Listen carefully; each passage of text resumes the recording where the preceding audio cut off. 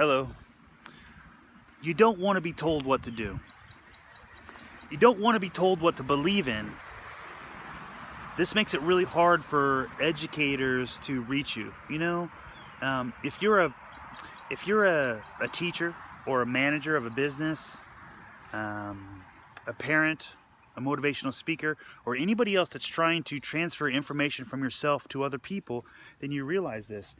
People don't want to hear it. People want to come up with information on their own, okay? When you're learning how to educate other people, you're taught that the best way to elicit a response in another person is to get them to make the choice themselves.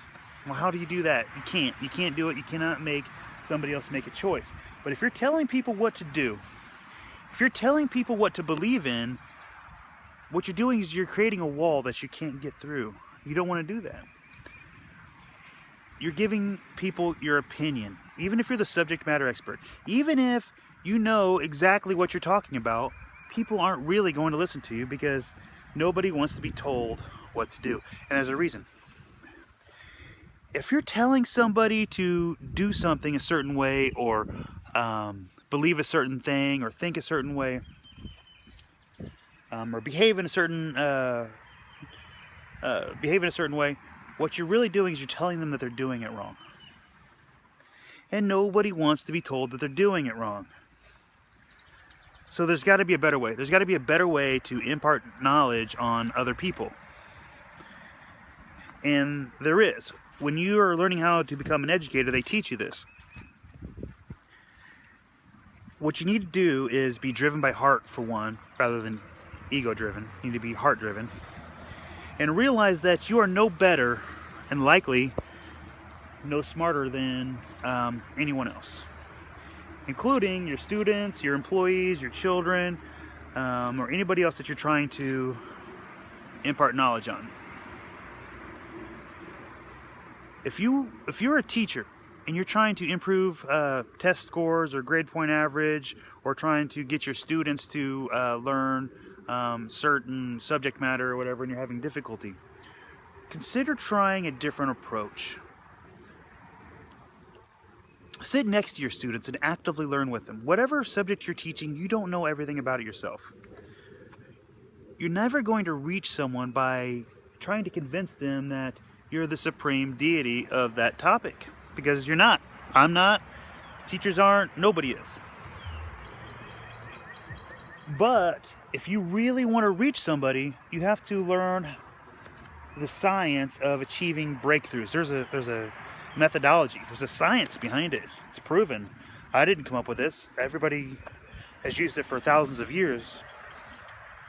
Like in the educational field. What you want to do is, if you're having trouble getting students to learn something, try a little experiment. Sit next to them and learn with them. You don't know everything about the subject you're teaching. What you want to do is have your students accept you as an equal, and you need to accept them as an equal, and learn together, because there's an aspect of nonverbal communication at play here that is going to be your golden key to unlock the door in the wall that you've built by trying to tell them what they need to do or how they need to behave. And that key is them seeing your face light up as you learn something that you didn't know before. That sends a non-verbal message to them that, hey, this is fascinating. There's something interesting about this. And that's what you want. Enthusiasm is the vessel for the transference of knowledge. If you're trying to transfer knowledge without imparting enthusiasm, you're wasting your time. Okay?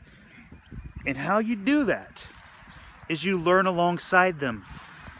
When I'm doing my speeches, that's what my plan of action is. I don't want to get up there on stage. I'm not a cheerleader.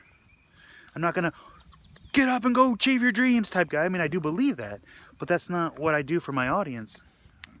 I approach them as an equal, and I actively engage them. I want to learn from them just as much as they're learning from me.